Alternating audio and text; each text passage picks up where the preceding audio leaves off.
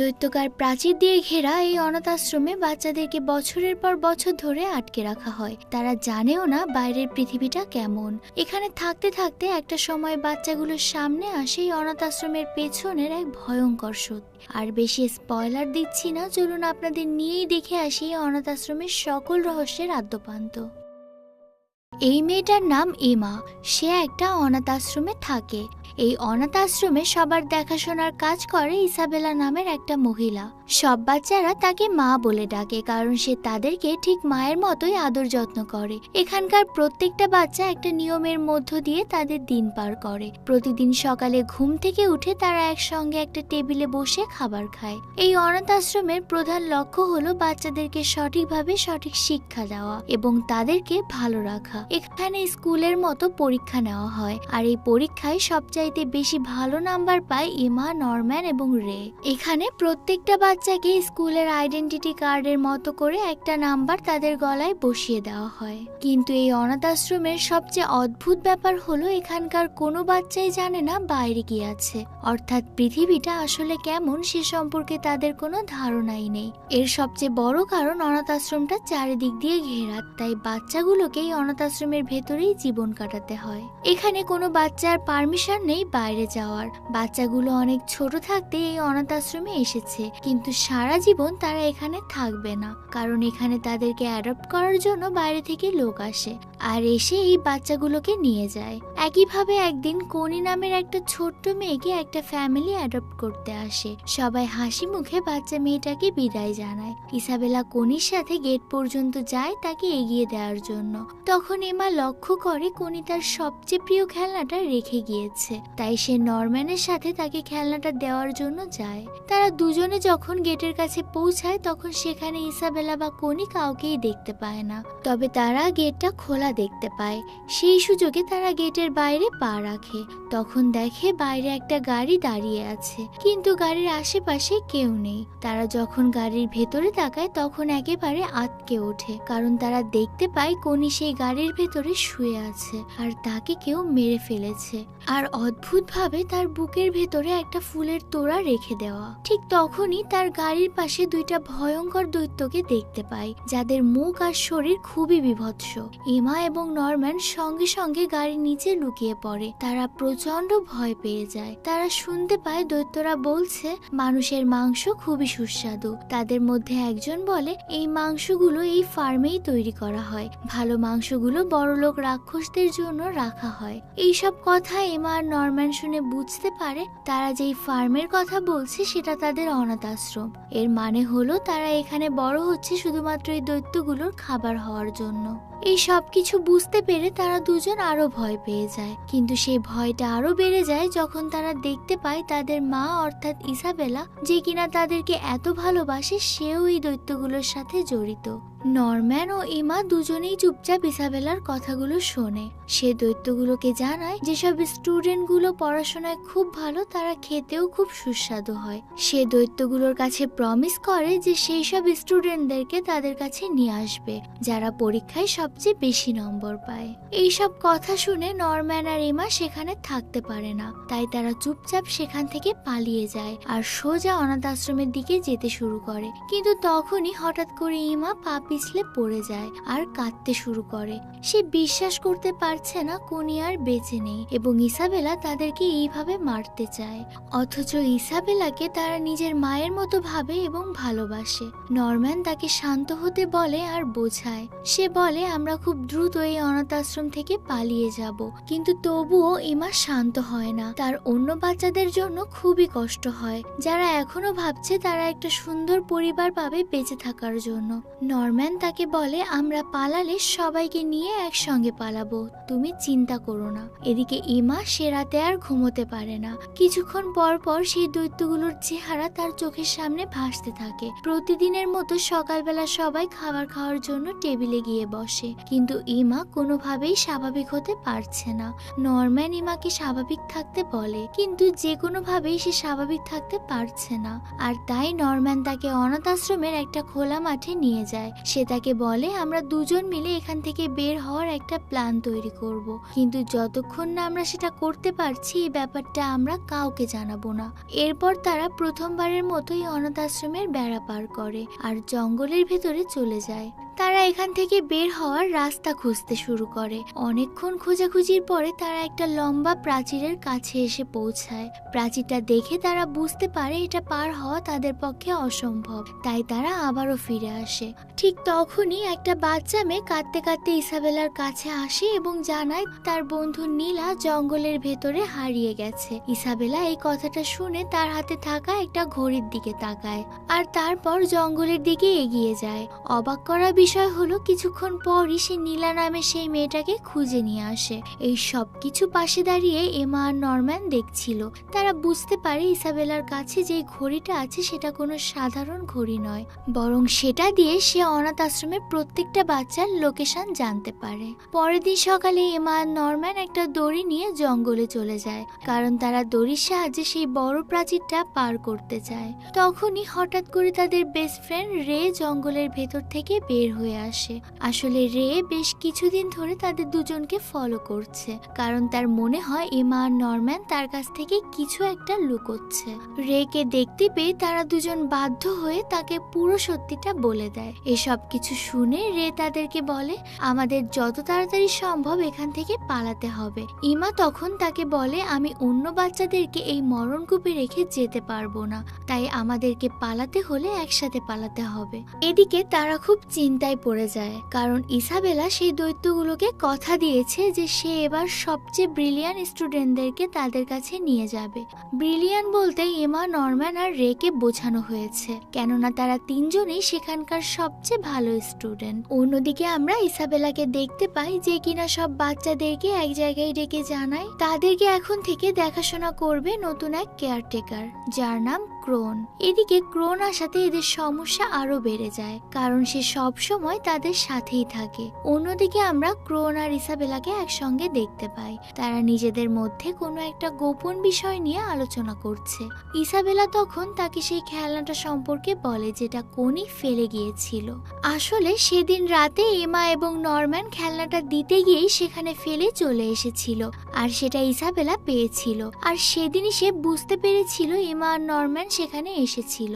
Isabella ক্রোনকে বলে, এমা, Norman আর রে এই অনাথ আশ্রমের আসল সত্যটা জেনে গেছে, তাই তারা এখান থেকে অবশ্যই পালানোর চেষ্টা করবে। আমি জানি তারা এখান থেকে পালাতে পারবে না, কিন্তু তবুও তুমি সবসময় এই তিনজনকে নজরে রাখবে। পরের দিন সকাল থেকে ক্রোন ঠিক তাই করতে শুরু করে। সে সব সময় বাচ্চাগুলোর সাথেই থাকে, বাচ্চাগুলো যেখানে যায় সেও সেখানেই যায়। তার এই ব্যবহার দেখে নরম্যান বুঝতে পারে তাদের মধ্যে হওয়া প্ল্যানগুলো কেউ ইসাবেলাকে জানিয়ে দিয়েছে, আর এজন্যই সে আমাদেরকে সবসময় কড়া নজরে রাখছে।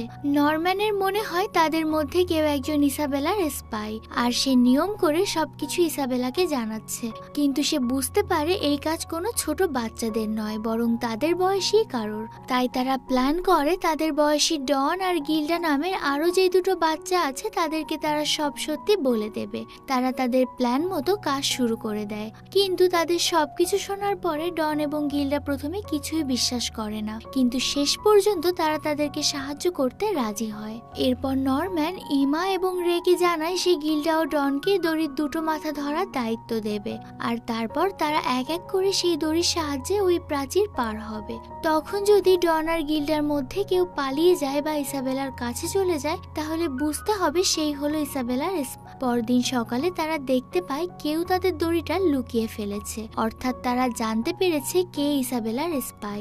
নরম্যান তাদেরকে জানায় এসব প্ল্যান আর দড়ির গল্প রেকে ধরার জন্য একটা ফাঁদ ছিল। সে আরো বলে ইচ্ছে করেই সে রেকে এই গল্পটা শুনিয়েছিল যেন সে ধরা পড়ে যায়, আর শেষ অবধি সে ধরা পড়েছেও, কারণ দড়িটা সেই সরিয়েছে।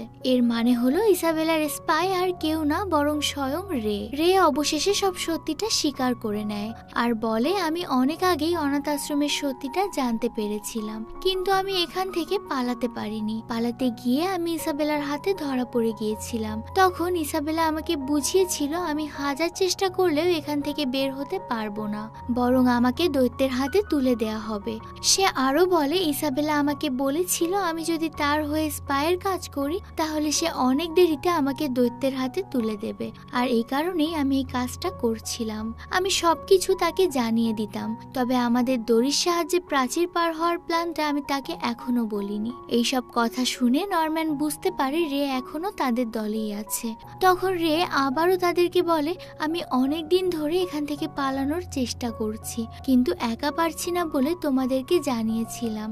অর্থাৎ কনির খেলনাটা রে ইচ্ছা করে ওই দিন লুকিয়ে রেখেছিল, যেন ইমা এবং নরম্যান সেই খেলনাটা দিতে গিয়েই অনাথ আশ্রমের আসল সত্যটা জানতে পারে আর তারা একসাথে পালাতে পারে। এটা শুনে নরম্যান রেকে বলে তুমি এখন থেকে আমাদের হয়েও কাজ করবে, আবার ইসাবেলার হয়েও কাজ করবে। রাতের বেলা রে ইসাবেলার সাথে দেখা করে এবং নরম্যানের কথা মতো কাজও করে, অর্থাৎ সে ইসাবেলাকে মিথ্যা কথা বলে। সে তাকে জানায় নরম্যান তার খাবারে বিষ মেশানোর চেষ্টা করছে।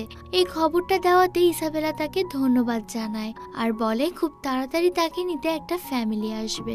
রে বুঝতে পারে দৈত্যদের কাছে যাওয়ার সময় হয়ে গিয়েছে তার। পরের দিন সকালে এই 5 জন বাচ্চা একসাথে হয় আর পালানোর জন্য রেডি হয়, কিন্তু তাদের এই প্ল্যান ক্রোন দূর থেকে শুনে ফেলে। কিন্তু ক্রোন সবকিছু জানার পরেও তাদেরকে অবাক করে দিয়ে ইসাবেলাকে কিছু না জানিয়ে তাদের দলে যোগ দেয়।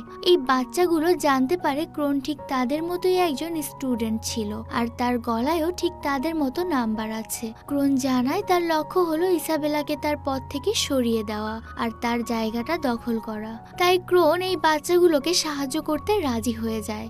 একদিন রাতে এই বাচ্চাগুলো ক্রোনের রুমে যায়। ক্রোন তাদেরকে এই দৈত্যগুলোর ইতিহাস জানায়। সে বলে প্রায় 1000 বছর আগে মানুষ আর দৈত্যদের ভেতরে একটা যুদ্ধ হয়েছিল আর এই যুদ্ধ অনেক দিন পর্যন্ত চলেছিল, কিন্তু যখন যুদ্ধ থেমে যায় তারা প্ল্যান করেছিল দৈত্য বা মানুষ কেউ কাউকে বিরক্ত করবে না। তাই তারা একটা চুক্তি করেছিল যেটার নাম ছিল দ্য প্রমিস।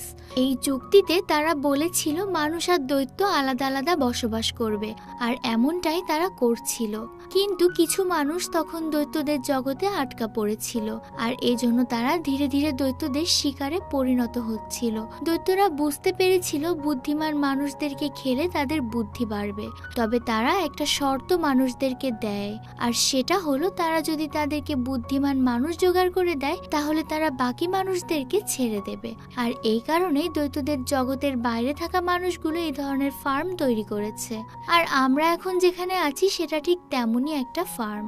এই কথাগুলো শুনে নরম্যান জিজ্ঞাসা করে কি হবে যদি আমরা এখান থেকে পালানোর চেষ্টা করি। তখন ক্রোন সেই ঘড়িটা দেখায় যেটা ইসাবেলার কাছেও আছে। সে তাদেরকে জানায় তাদের গলায় একটা করে ট্রান্সমিটার লাগানো আছে, তাই তারা যদি পালাতে যায় তাহলে এই ঘড়ির সাহায্যে ইসাবেলা তাদেরকে ধরে ফেলবে। ক্রোন বাচ্চাগুলোকে আরো বেশি ভয় দেখায় যেন বাচ্চাগুলো পালানোর কথা চিন্তাও না করে। এটা দেখে নরম্যান বুঝতে পারে ক্রোন তাদেরকে সাহায্য করছে ঠিকই, কিন্তু সে তাদেরকে পালাতে দেবে না। পরের দিন সকালে ইসাবেলা রেগে একটা ক্যামেরা গিফট করে, কারণ সে এতদিন ধরে তার জন্য কাজ করে আসছে। এদিকে রে এই সুযোগে ইসাবেলাকে জানিয়ে দেয় ক্রোন কিভাবে তাকে এই অনাথ আশ্রম থেকে সরিয়ে তার জায়গাটা দখল করতে চায়। এই সবকিছু শুনে রাগ হয়ে ইসাবেলা ক্রোনের সাথে দেখা করে এবং তাকে কেয়ারটেকারের পদ থেকে সরিয়ে দেয়। এদিকে ক্রোন যখন অনাথ আশ্রম ছেড়ে বের হয়ে আসে তখন সে দেখতে পায় গেটের সামনে তার গ্র্যান্ডমাদার দাঁড়িয়ে আছে আর সে ক্রোনকে একটা দৈত্যের হাতে তুলে দেয়।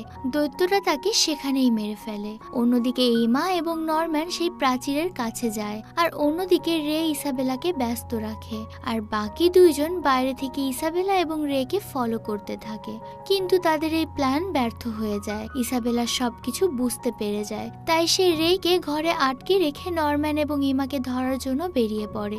এদিকে বাইরে দাঁড়িয়ে থাকা বাকি দুজন দেখে ফেলে ইসাবেলা রেকে ঘরে আটকে রেখেছে, তাই তারা রেকে ঘর থেকে বের করে। অন্যদিকে ইসাবেলা নরম্যান এবং ইমাকে খুঁজে পেয়ে যায় আর প্রথমবার সে নিজের মুখে তাদের সামনে সব সত্যিটা স্বীকার করে। সে তাদেরকে জানায় এতদিন পর্যন্ত তাদেরকে সেই সবকিছু দেয়া হয়েছে যেগুলো তারা চেয়েছে, এখন তাদেরকেও সেই সবকিছু দিতে হবে যেগুলো সে চায়।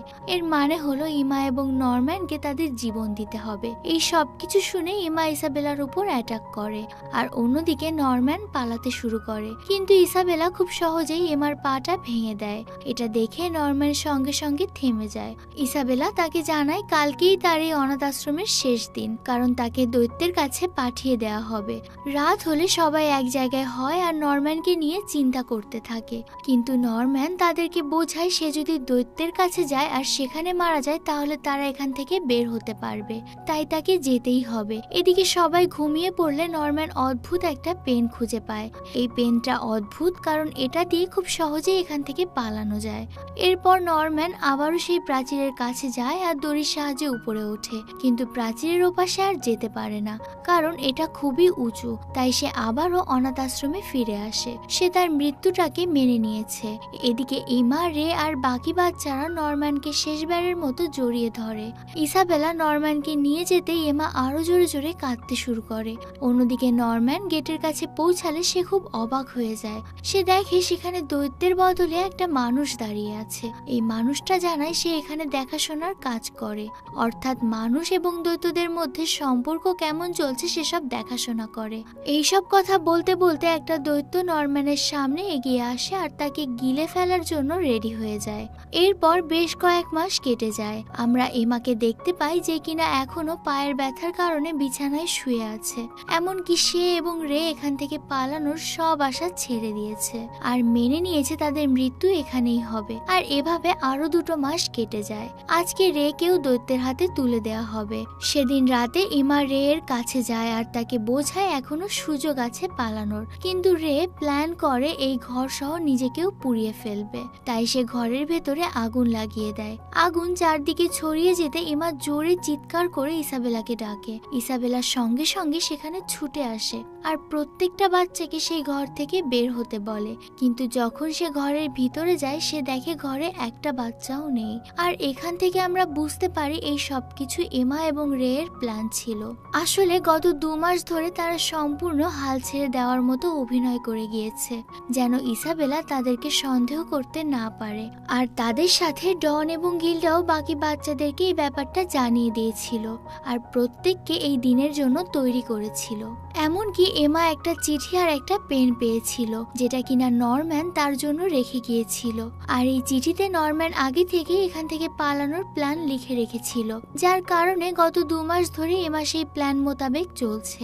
অন্যদিকে ইসাবেলা বুঝতে পারে এমা এবং রে তাকে ঠকিয়েছে, তাই সে তাদেরকে ধরার জন্য দৌড়াতে শুরু করে। কিন্তু সে যখন তার ঘড়িটার দিকে তাকায় সে দেখে ঘড়িটায় কোনো লোকেশন দেখাচ্ছে না। এর মানে হলো প্রতিটা বাচ্চা তাদের গলায় লাগানো ট্রান্সমিটার খুলে ফেলেছে। এই সব কিছু বুঝতে পেরে সে আরো জোরে দৌড়াতে শুরু করে।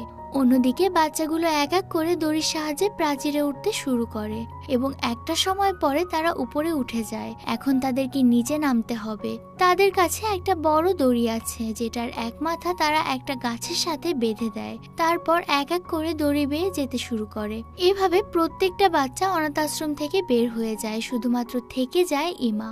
ইমা যখনই দড়ি দিয়ে পার হতে যায় ঠিক তখনই সেখানে ইসাবেলা চলে আসে। ইসাবেলা দেখে সব বাচ্চারা প্রাচীরের ওপাশে চলে গেছে। এটা দেখে তার ছোটবেলার কথা মনে পড়ে যায়। আসলে সেও একটা সময় এই অনাথ আশ্রমের স্টুডেন্ট ছিল।